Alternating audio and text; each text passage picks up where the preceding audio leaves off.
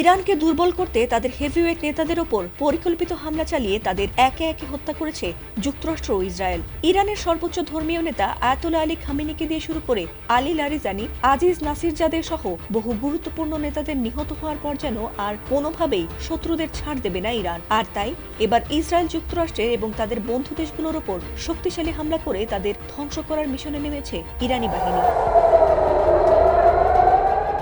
মুখের কথায় ইরানকে বারবার হারিয়ে দিলেও কঠিন বাস্তবতা হাড়ে হাড়ে টের পাচ্ছে যুক্তরাষ্ট্র ও ইসরায়েল। কারণ তারা যত ইরানে হামলা করে ক্ষয়ক্ষতি করুক না কেন, কোনোভাবেই ঠেকানো যাচ্ছে না ইরানকে।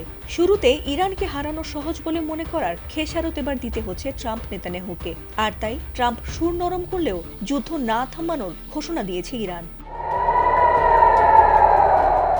অপারেশন ট্রু প্রমিস 4 এর আওতায় নতুন করে আবারও ইসরায়েলে যুক্তরাষ্ট্রে লাগাতার মিসাইল হামলা চালিয়ে যাচ্ছে ইরান। এমনকি সেসব হামলায় ইসরায়েলের আয়রন ডোম থেকে আমেরিকার শক্তিশালী গুরুত্বপূর্ণ রাডারও মিসাইল দিয়ে উড়িয়ে দিয়েছে ইরানি বাহিনী। ইসরায়েলে হামলার পর থেকে যেন এক মুহূর্তেও স্বস্তি মেলেনি ইহুদিদের।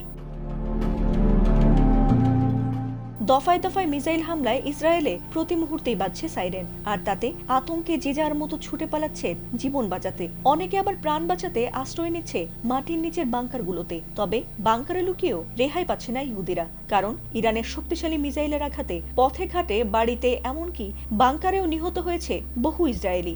আর তাতে দুশ্চিন্তায় আতঙ্কে ঘুম হারাম হয়ে গেছে ইহুদিদের।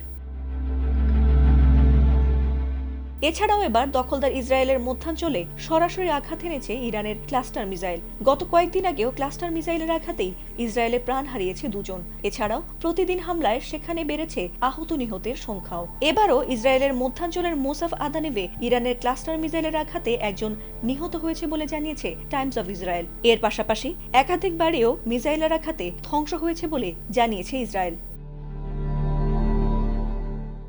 ফাতিমা সুলতানা, এটিএন বাংলা।